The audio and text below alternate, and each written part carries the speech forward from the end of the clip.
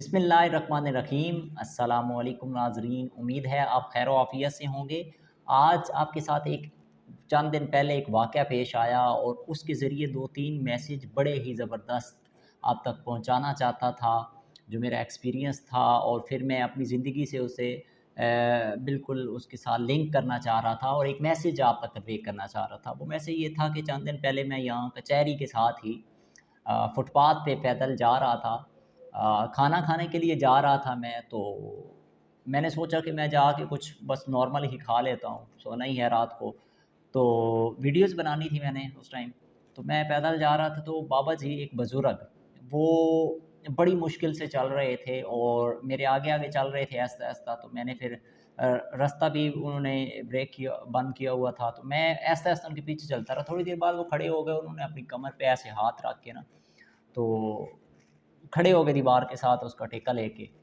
तो मैं आगे निकल गया, मैं पीछे देखता रहा। मेरा जो दिल है ना उनकी तरफ, यानी कि मेरे एहसास और मेरा दिल उन्हीं की तरफ मूव करके मैं बार-बार पीछे देखूँ उनको कि कोई मसला है उनको। वो क्योंकि फटे पुराने कपड़े पहने हुए थे, गंदे थे उस वक़्त।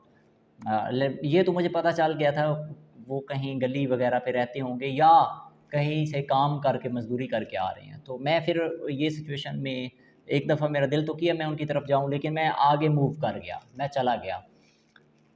मैं पहुँचा, खाना खाया और खाना मैं अपने लिए लेके वापस आने लगा। जब मैं वापस आ रहा था, अच्छा मज़े की बात ये है कि मैंने ना खाना मुनासिब ये समझा कि मैं सिर्फ़ रोटी पकड़ लेता हूँ और खाना दोपहर का पड़ा है तो चलें मैं वही खा लूँगा। बचत भी हो जाएगी और वैसे भी एक खाने का ज़िया नहीं होगा। तो मैंने वहाँ से रोटी पकड़ी और वापस आ गया। जब मैं वापस वहाँ से रोटी लेने गया, उस दौरान मेरे अंदर एक अजीब कैफ़ियत थी कि वो बुज़ुर्ग कौन हैं, वहाँ पे क्यों खड़े थे, दोबारा मैं जाऊँ तो उनको देखूँ, ये सारी कैफ़ियत मेरे अंदर चल रही थी। तो वापस आया तो मैं बुज़ुर्गों को आके वहाँ वो बैठे हुए थे उस टाइम, बैठ गए। जो सड़क के फुटपाथ के ऊपर के बैठे हुए थे। मैंने उनसे जाके पूछा, "बाबा जी क्या मसला है? क्यों आप यहाँ पे बैठे हैं?" तो उनकी आवाज़ भी नहीं निकल रही थी, कहते हैं, "बेटा पानी, पानी, पानी।" तो मैंने कहा पता नहीं मरने वाले हैं, क्या सिचुएशन हो गई है, पानी-पानी। मैंने कहा आप कहाँ से आए हैं, कहाँ रहते हैं, क्या करते हैं? वो कुछ बोल नहीं पा रहे थे, वो कहते बेटा पानी, पानी, पानी, पानी दो। मैंने उनसे पूछा खाना खाना है? उस वक़्त उन्होंने कहा मैंने कुछ नहीं खाना, पानी दो, पानी, पानी। तो बड़ी ही मुश्किल मैं देख रहा था, एक भीड़-चाल, मेन रोड है, उस ऊपर ट्रैफ़िक रवां-दवां है, लोग यूनिवर्सिटीज़ के स्टूडेंट्स उसी फुटपाथ से गुज़र रहे हैं, आ जा रहे हैं, कोई पूछ नहीं रहा, बाबा जी वहाँ पड़े हुए हैं। तो मैं जल्दी से गया, पानी बोतल लेके आया और उन्हें पानी दिया। फिर मैंने उनसे पूछा बाबा जी खाना वग़ैरह खाएँगे? तो उन्होंने बताया हाँ बेटा मुझे भूख लगी है बहुत ज़्यादा, खाना ले आएँ। मैं खाना लेके आ गया, बाबा जी को खाना दिया। फिर बाबा जी से मैंने पूछा उनका हाल-अहवाल, बाबा जी आपकी उम्र कितनी है? तकरीबन 90 साल से ऊपर वो अपनी उम्र बता रहे थे। और उसके बाद मैंने उनसे पूछा कि आप कहाँ रहते हैं? क्या करते हैं? तो उन्होंने बताया कि मेरी बेटी है, मैं उसके लिए ये भीख माँगता हूँ और उसी को पैसे दे देता हूँ, मेरी अपनी ज़िंदगी ये गली-चौराहों पे गुज़र रही है, फुटपाथ पे।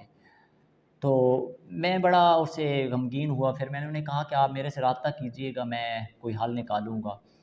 अब यहाँ पे ना 2 चीज़ें जो मैं आप तक पहुँचाना चाहता हूँ मैसेज इस वाक़ये के ज़रिए जो मैंने वहाँ पे पाया और मैं चाहता था कि इसके ज़रिए अपने दोस्त, ख़ास तौर पे वो दोस्त अहबाब जो मुझसे पूछते हैं, मुझे कहते रहते हैं हमेशा।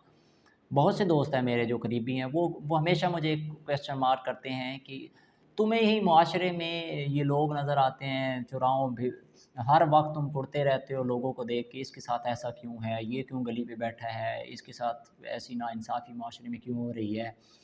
इस बेचारे का कोई हल निकाला जाए। यानी मुख्तलिफ़ चीज़ें, जो लोगों को जो रूटीन में मिसाल के तौर पे एक बुज़ुर्ग पड़े हुए हैं, तो 100 लोग गुज़र गए और एक बंदा उनमें से देखेगा।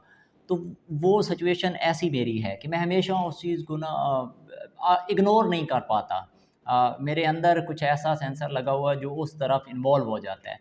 तो ये वो दोस्त हमेशा कहते हैं, तो मैं आज आपको बताता हूँ। आप मुझसे पूछे ना सिंपल सादा अल्फ़ाज़, ये उनके लिए भी मैसेज है और आप ये भी पूछे कि एहसास क्या होता है?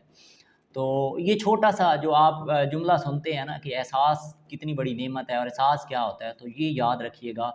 आपको ये समझाने बताने के लिए, उन लोगों को पैगाम भी देने के लिए और उन लोगों को पैगाम ये भी साथ दूँगा, एहसास का पैगाम भी और ये भी कि वो जो अल्लाह ताला की नेमत है ना, मैं उस पे जितना शुक्र अदा करता हूँ, मुझे पता है। लेकिन उस वक्त मैं कुड़ता था कि मैं इनका कोई हल नहीं कर सकता, जहाँ तक मेरे से पॉसिबल होता था मैं कर देता था। तो मैं हमेशा दुआ करता होता था कि मेरे मौला या तो मुझे कोई ऐसा ओहदा मकाम दे दे जिससे मैं लोगों की खिदमत करूँ, लोगों के चेहरों पे मुस्कुराहट लाऊँ, लोगों की तकालीफ को दूर करूँ, लोगों की हेल्प करूँ। जो ऐसे लोग मैं देखता हूँ, मुझे ही दिखाता है ना तू मुझे कोई ऐसा ऐसा ज़रिया दे, ऐसा मुआश दे, ऐसा कोई ओहदा मकाम दे जिससे मैं इन लोगों, सिर्फ़ मैं अपनी ज़ात के लिए तुझसे नहीं माँग रहा, इन लोगों के लिए माँग रहा हूँ, तो उन्हें अगर मुझे एहसास मेरे अंदर इतना पैदा किया। उस वक़्त ये दुआ करता होता था।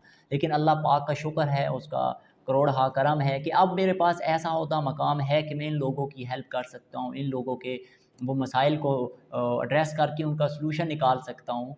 तो अब वो मेरे पास है और अब मैं एहसास और उस पे बात बात पे बात करूँगा कि मैं वहाँ से गुज़र रहा था।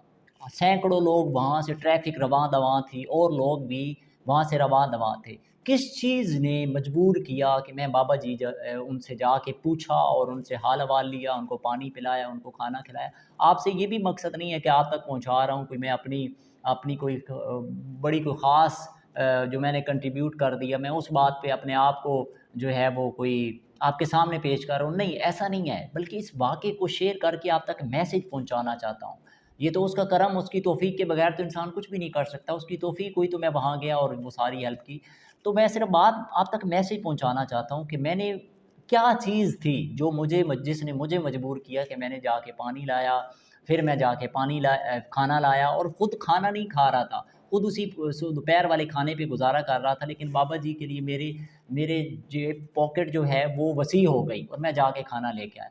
वो क्या चीज़ थी? अगर मुझसे आप पूछे कि एहसास क्या होता है, तो मैं आपको सिंपल सा सादा अल्फ़ाज़ में ये बताऊँगा कि हज़ारों, सैकड़ों लोग वहाँ से, ट्रैफ़िक रवां-दवां थी, बाकी लोग फुटपाथ पे, यूनिवर्सिटीज़, कॉलेजेस के स्टूडेंट्स गुज़र रहे थे, पब्लिक गुज़र रही थी, लेकिन किसी ने बाबा जी से उनका अहवाल नहीं लिया। किसी का दिल उस बाबा जी की तरफ मुतवज्जा नहीं हुआ। तो वो एक ही चीज़ थी जो लोगों को उनकी तरफ मुतवज्जो कर सकती थी, जिस चीज़ ने मुझे उनकी तरफ तवज्जो दिलाई, मुतवज्जो किया, एहसास हुआ, मेरे दिल में तकलीफ़ हुई और मैं जाके बाबा जी से उनका हाल लिखे पूछा, तो वो एक ही चीज़ थी, वो था एहसास।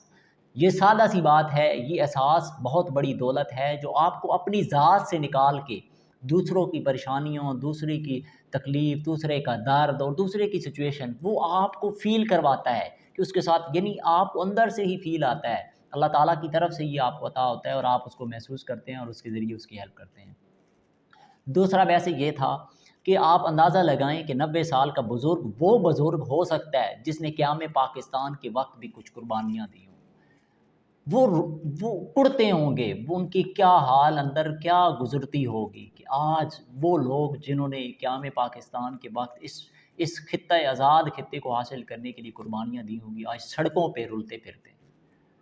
मैं कभी-कभी सोचता हूँ कि वो गोरे, वो अंग्रेज़, वो यूरोप, वो अमेरिका, वो लोगों ने ओल्ड एज हाउस बना के चलें अपने बुज़ुर्गों को एक प्रोटेक्शन तो दे दिया। हमारे यहाँ तो इदारे भी इनको कबूल नहीं करते।